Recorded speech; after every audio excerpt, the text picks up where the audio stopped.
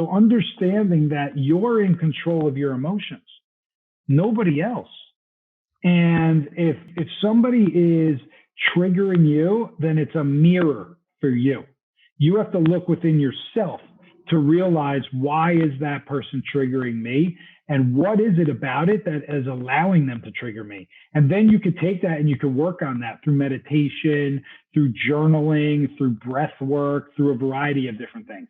Breathing is such a key thing, because when you're at an elevated emotional state, that's the worst time to respond to anything, whether it's in business or your personal life.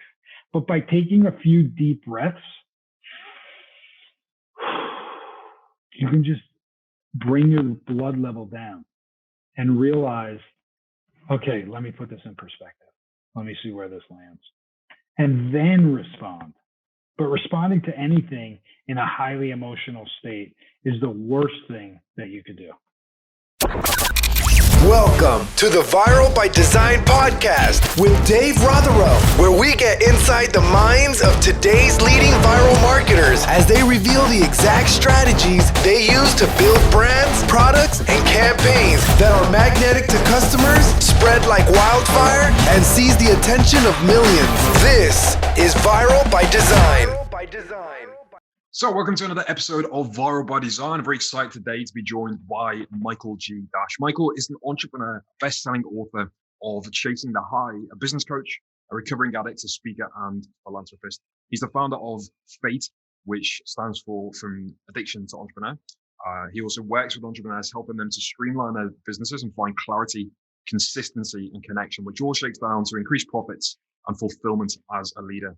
He's the co-founder of the Activated.Life, which is a social movement inspiring the culture of positivity, authenticity, passion, empathy, and resilience while giving back to others. Michael's an avid volunteer, a fundraiser, and a mentor. He's dedicated to bringing positive change to leaders of all kinds. So, Michael, thanks so much for joining us today, man. Thanks for having me, Dave. Absolute pleasure. So, one big part of your past is, so before you became an entrepreneur, you were an addict, and from by your own word, to things like cocaine, to things like work, to all sorts of different things. So obviously, this is a huge thing that you've overcome. Can you tell us a little bit more about that story, like what it was you were addicted to, and how you overcame that, and how your life is now? Sure. It really started with gambling. I was introduced to gambling when I was 11 years old by my uncle at Thanksgiving dinner. Thanks, Uncle. Appreciate you. And that actually, I won the first bet that I ever made. And then I grew up in New Jersey in the United States, and it's like gambling's all around you back there. So my dad was an entrepreneur, and I started working for him when I was 10, 11, 12, 13. He had me in the store, and all the guys in the warehouse gambled there as well. So I was able to, whatever I would win with my, whatever I would make and earn with my dad, I would give to those guys to gamble on football games, basketball games, everything you could think of. And then also we would go to the horse track. There was a horse track, like 40 minutes drive down Route 17. I remember clear as day in New Jersey, where the guys that worked for my dad would take me after work. And so we would gamble on the horses. They let anybody in of all ages. So it started, again at 11, and then it just continued. And then when I was in high school, me and my friends were playing card games all the time. And then it went to college, and then that's when I became a bookie. I figured, why make bets when I could take bets? And so I became a bookie, and that's really when I started experimenting with drugs. And I was introduced to a variety of different drugs. My roommate in college was shot with a .357 Magnum by his ex-girlfriend, believe it or not, and it went through his arm and through his tricep and blew out his tricep. Sorry for the gory details, but they had to take some arteries from his leg and put it in his arm. And anyway, he had all these drugs, pills, everything. So he was introducing me to every kind of pill, uppers, downers, this, that, and the other. And then marijuana, cocaine. And that's really where I was pretty straight-laced in high school besides the gambling. But in college, I went to a bigger college, university, as you would probably say. I really started experimenting with a variety of drugs. And then I got hooked on cocaine and Oxycontin and a variety of things like that. So after graduating college, I had a gambling addiction and I had a drug addiction. Right. Yeah. So I mean, I think it's something which seems to be synonymous with entrepreneurship, right? Is this kind of this addictive personality. Like I know I've experienced that as well in the past. One thing which I'm very conscious of now is alcohol consumption. I actually quit alcohol last year and have largely kind of continued that this year as well. But it seems to be, I know that I've got an addictive personality. I know that that can kind of help in some circumstances, and it can also obviously be a massive hindrance if you do too much of a certain thing. So your book, Chasing the High, talks about how you kind of re-angled that into entrepreneurship, right? And you kind of took that addictive personality traits and turned it into something conducive, right? Yeah, I was addicted to those things, but one thing I didn't mention I was also addicted to was money. And I wanted as much money as possible. So, and excuse me if you hear my rescue dog barking in the background, but he's a puppy and this is life. So this is what it's all about, right? Nothing rehearsed, all in flow. So he barks at himself. So it's amazing. He's not barking at like my addictions or anything.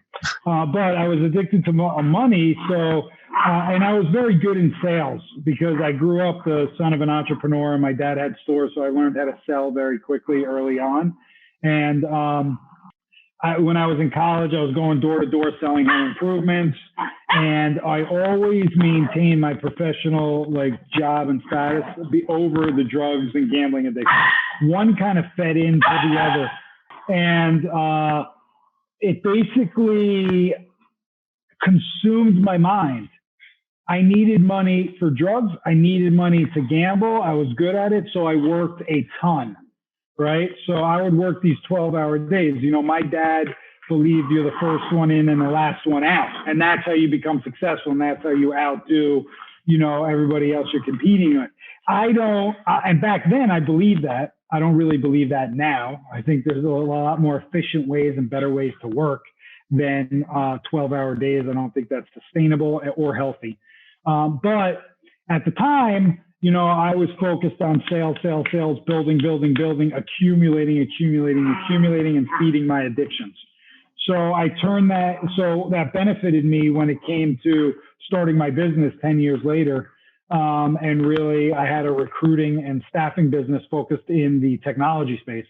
And I focused on that a lot, and I really put in the time. And I had that with a partner. And, I ended up moving from New York to Salt Lake City, Utah. And that's where I started my business. And, we built it up to $5.5 million a year within the first 5 years. So we were doing really well. And I was really working these 12-hour days. At the same time, at that point, I had stopped the gambling, and I did that through Gamblers Anonymous. I did that through Gamblers Anonymous. And then, but I was still doing drugs. I was smoking every day. And at that point, I had picked up Adderall. I had stopped with the cocaine, but I had picked up Adderall. And Adderall was one of the most destructive, even though it's a prescription medication, it was one of the most destructive, drugs I was hooked on. It really controls your mentality. And I was not a good boss on it. It would spike me to these high elevated states of it was almost like speed. So I would be able to focus because I had this ADHD issue. I was able to focus a lot more. However, it really affected how I treated other people.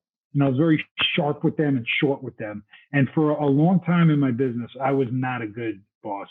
I was not a good mentor. Yeah. So what was that, coming from that state of being, hooked on all these things and just work, 12, 14 plus hours a day? First of all, what was the big kind of point of realization for you that you realized that this wasn't sustainable and you had to find some kind of change? Yeah, I think it started really. So, when you're addicted to something, you can be very easily cross-addicted. And that was my case. I had all these other addictions going on.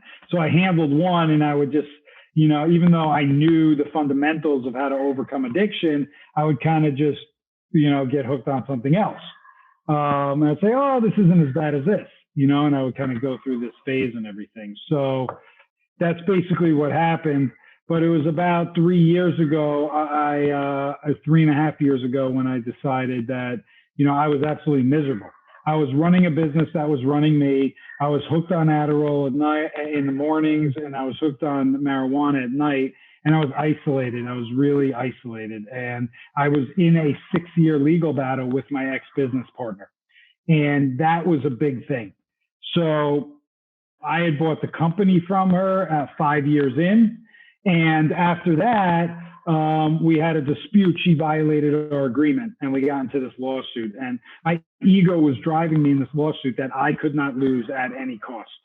And so I just fed into that. And I ended up spending 6 years of my life in this lawsuit and spent $1 million of money I had earned on legal fees in this lawsuit.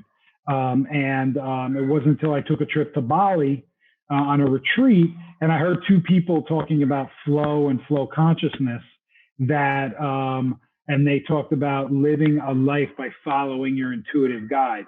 And if it wasn't a hell yes in your life, it should be an F no in everything that you do. And I never understood that way of thinking. So this is a new way of thinking I incorporated in my life. I signed up and I did their course, and that course changed the trajectory of my life. We went through some practices called EMDR and tapping and journaling and kind of writing out your limiting beliefs and then inputting positive beliefs. And that whole process, which I never believed in, I thought it was some shishi nonsense. But once I surrendered to it and started working on it, it really helped change and elevate my life. Absolutely, man. The concept of limiting beliefs as well. I was only saying to a friend last night how I used to think all that kind of stuff is just kind of woo-woo BS, But once you kind of get to grips with that stuff and realize, well, first of all, realize they're there, right? Like understand that you actually have a limiting belief and it is something which is unconsciously holding you back, and then install a new one, which suddenly just starts to exponentially kind of provide growth in your life, and new realizations and new possibilities kind of appearing like light bulbs in front of you. So what were a few of those kind of limiting beliefs that you had, and what did you replace them with? Well, my limiting belief was that I was stuck. I thought I was stuck in my company, running this company, stuck in this lawsuit, stuck in this life that I hated, that I built. I built it. All the problems I had were self-inflicted wounds, like most of us. Yet we find all these existential things going on in our life to blame and to put focus on. Well, no, it's my ex-business partner. It's not me. She's the one who violated the agreement. But no, I'm the one who sued, right? I'm the one. She sued me and I countersued her, and every action has a reaction. And I wasn't in the mentality of looking within because I never did any self-development work. I was just focused on building my business. And from the outside looking in, everybody thought I had it all. The nice suits, the car, the multiple houses. I had a bar at the time. I had the business. I had all of it. But internally, I was miserable. So a big limiting belief was that. And it was also that change is difficult. I believe that change was so difficult, but actually change is the easiest thing ever. You just commit to a specific change when you wake up and you make that change that day. And you don't think about the ramifications of the change or how long it's going to take to get the result from the change. You just commit to the change. And every morning you make that same commitment. And it's so easy. Yep. But what we do as humans, we attach ourselves to the outcome we want from the change. And then we think, oh my God, losing 20 pounds, that will be so difficult. Instead of breaking it down day by day and saying, you know what, today I'm just not going to eat donuts, or I'm not going to eat after 9 p.m., right? And I'm not going to eat more than 3 meals. And that's what I'm going to do today. And then waking up every day and doing that. And that's how you get momentum. Small wins, small shifts can cause dramatic changes. Yeah, absolutely, man. What you said there about that limiting belief that you had, that you were stuck. Like, it's incredible how beliefs like that, you know, if you tell yourself that, it's like you're never going to look for a solution. If you're convinced that you're stuck, it's like, okay, cool, I'm stuck. And your conscious brain is just going to be like, yeah, we're stuck. Cool, we'll just stay here. But then as soon as you like shift that belief to I'm not stuck, it sounds like the simplest thing in the world. And I think that's why people overlook this stuff, right? Because when you actually reinstall that with a belief of I'm not stuck, there are possibilities, it's like suddenly your reticular activating system kicks in. You start seeing all these possibilities, right? And you start seeing all these different avenues to go down. So where did that kind of take you next? Like, what was your journey from like the bar, the drugs, the business, like after Bali? What did you start doing differently? What were those the micro steps that you said about there, which then grew into exponential change? What were they for you? Well, they were just, I stopped doing Adderall, and that really allowed me to show up in the moment, to really be more conscious of my actions, to think things through, to be a little bit more thorough, and to treat my employees a lot better, you know, to give them, to basically commend them when they did something great. And when they did something like that I didn't think was great, to work with them, partner with them, mentor them. I became a mentor. I started learning from all the mistakes I made, from how I was treating other people, and realizing that that's not going to get you the results you want. By being harsh on people, that doesn't get them to respond to you. By showing empathy, that gets them to respond. That gets them to be like, okay, he understands. And that's like one of the biggest things I did. I became softer in a sense, and I became much more of a mentor. And those were the things that allowed me to kind of help and work with them and grow them. But then also realize that I just don't want to be in this lawsuit anymore. Like, I don't care if I win or lose. When I'm dead and buried, nobody's going to be like, oh, did Michael win or lose that lawsuit back 50 years ago? Nobody cares. Nobody cares. The only person who cared was me in my head, and the people I surrounded myself that fed me the belief that you can't lose. You can't let her do this to you. But she wasn't doing anything to me. I was doing it to me. Yeah. So when I realized that, I started shifting my behavior. Yeah. So, and they said that all the concepts that you went through in that process, you now teach other people this, right? So you coach other entrepreneurs on how to find clarity and how to kind of break through all the BS that they're going through themselves. Can you speak a bit more to that, like how you help people? Yeah, sure. You know, I have this process that I take everybody through, but clarity and consistency, these are like the main focuses of it, and awareness. Like, if you're not conscious of kind of how you're behaving on a day-to-day basis, then you're not aware of it. And if you're not aware of it, then you can't change it, right? And what are the triggers that put you in that state? So understanding that you're in control of your emotions, nobody else. And if somebody is triggering you, then it's a mirror for you. You have to look within yourself to realize, why is that person triggering me? And what is it about it that is allowing them to trigger me? And then you could take that and you could work on that through meditation, through journaling, through breath work, through a variety of different things. Breathing is such a key thing, because when you're at an elevated emotional state, that's the worst time to respond to anything, whether it's in business or your personal life. But by taking a few deep breaths, you can just bring your blood level down and realize, okay, let me put this in perspective. Let me see where this lands. And then respond. But responding to anything in a highly emotional state is the worst thing that you could do. And I learned that the hard way. So I teach people through that. We basically pop the hood, and we go through this process of understanding what is triggering them and why they act the way they do. Do they have routines in their life, or are they waking up just doing 100 million things? Are they focused on the right things? Or are they a task checker, and they create a bunch of tasks for themselves so they can just check them off, so they can just get that feeling of being successful, but they're actually not doing anything that moves the needle in their business or in their personal life. They are creating a feeling within themselves that satisfies their frontal lobe, that satisfies like, those endorphins so that they kick in, but they're actually not creating or getting anything accomplished. So many of us as entrepreneurs do that on a daily basis. Oh man, I've been so guilty of that in the past. I've had this, talking of addictions, right? I've had this addiction in the past of being sat at the laptop. And it's crazy, right? Because you can be doing absolutely nothing useful. But so long as you're there, you're convincing yourself that like, yeah, I'm working, it's all good. It's going to be a couple of mil. Won't be long, But then like the reality is that I've learned, at least, is the more time that you actually take away to go and rest and to like be in nature and to meditate and to speak with other like real 3D humans is just way, way more effective. And it means that when you come back to the laptop, then you're more effective, right? Oh, 100%. And you mentioned something important there, nature. You could see my little picture in back of me here. Yeah. This is me when I climbed Mount Kilimanjaro. And it's one of the best experiences of my life. It's actually the cover of my book also. Not this picture, but from the top of Kilimanjaro.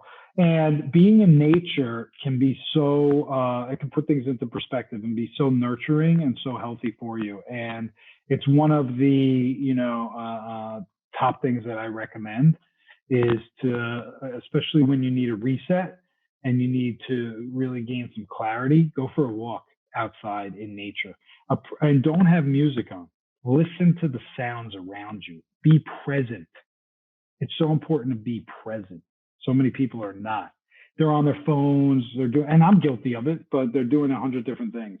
But being present and having a routine is extremely important. Yeah. So we chatted before the call, and you mentioned that you've moved down to Tulum, Mexico now, right? Is that just purely to kind of get away from the madness, or was there a broader reason for that particular part of the world? So I didn't actually move to Tulum. Tulum moved me here. Oh, yeah. And, since I started studying flow, I really try to lean into my intuition as much as possible and don't question it. The story goes, I was trying to go to Costa Rica for the last 3 months because I'm hosting a retreat there in April 15th to 19th, our Activated.Life nonprofit, which focuses on mental health within the entrepreneurial space. We're hosting our third retreat at Imaloa Institute. If anybody's interested, shoot me a message after, and I'm glad to give you some more details about it. It's going to be next level. It's going to be an amazing retreat for high-performing entrepreneurs, focusing on mental, spiritual, nutritional, and health and connection, of course. So I was trying to go there because I hadn't been to the retreat center yet. So it was June, and I was living in LA, and LA was terrible at the time, and it's even worse now. So June came, it was still closed. July came, still closed. August came, still closed. And I was like, all right, I got to get out of here. And my friend posted a picture on Instagram. I said, where are you? She's like, I'm in Tulum. I'm like, all right, I'm coming down in 2 days. I got to get out of here. So I had never Googled Tulum. I never looked it up, never researched it. I wasn't even sure where it was. But I booked a flight. 2 days later, I flew down to Tulum. I stayed at this wellness center. And 1 week turned into 3 weeks. And then I was introduced to somebody down here, and I had coffee with her, and that coffee turned into 3 hours. The next day, she invited me over to work out at her place because they had a gym outside, and all the gyms here were closed. So I was working outside with her. There was 4 people in the building she lived, just 4 places in there. The guy from the second floor comes down, and he goes, hey, I just started talking to my girlfriend in the UK, and I got to go back and do some stuff and spend some time with her. So if you know anybody who's looking for a place, let me know. And I paused for a minute, and my intuition kicked in. And I said, well, how much are you looking for your place? And he's like, oh, like $700 a month, fully furnished. And I said, I'll take it. And he's like, do you want to see it? I'm like, nah, it's all right. $700 a month. I'll deal with it one way or the other. And boom. That was it. That's when I decided I was moving to Tulum. I went back to LA, broke my lease, packed up all my stuff, put it in storage, gave my car to one of my good friends. I said, you can have the car, have it. If I ever come back, I'm taking it back, but for now you can have it. I packed 8 bags. I came down here, and I've been here for 5 months. I bought land here, started a business, and adopted the rescue puppy, and I am here to stay. So that's how it all happened. All in the studies I did with living in flow, and if it's not a hell yes, then it's a F no. Like living on that premise and not questioning my intuition, not questioning like, what's it like down there? How am I going to live? How am I going to have a bank account? How am I going to do this? How am I going to do that? Nope. I just followed my intuition and it landed me here. And I'm now don't get me wrong. There's been a lot of ups and downs because, things you can get done in the States in a day could take 2 weeks here in Tulum. But I'm extremely grateful and fortunate that I can trust my intuitive guide now to lead me on the right path for me, even if I don't know why it is at that point, but the belief that everything will unveil itself in the right time and for the right reason, and just leaning into that belief has led me to really creating a beautiful life for myself in a pandemic when most people are stuck inside, living in a limited mindset. I'm living in an abundant mindset. I love that concept, man, of following your intuition. I'm curious though, what kind of percentage of the time would you say that turns out in your favor? Would you say it's 100% of the time, 50% of the time, 75% of the time? How often is this actually working out well? I mean, it's a great question, but I would say probably early on in life, not as much as now, because I really didn't understand the concepts of good karma, which I also believe in. You do good things and good things will happen to you. Be a good person in the world and, support other people. And you might not, do it for any specific reason other than to support them, right? You don't know why you're supporting them necessarily, and you're doing it, out of your time and just your time. And time is a precious thing, so you do have to protect that. But believing that it'll all come back to you. I would say now, like 80, 90% of the time, it's a great thing and it works out in my favor. Probably more than that, 90, 95% of the time. Because now I really know like when to lean into it. I really feel like I know when to lean into it. Whereas before I would do things and I wasn't really sure and I would question them and, all those things. Yeah. Yeah, that's some good odds. So you think you'll be staying in Tulum is that it now? You're there for life? I mean, I don't operate like that, but I have no plans on leaving. Let's put it that way. Except for my visa runs, which I have to do, of course. Yeah. Cool, man. Well, Mike, it's so cool, like everything you've been talking about. Like, how can people find out a bit more about like what you do, potentially get involved with you? Yeah, my website's www.michaelgdash.com.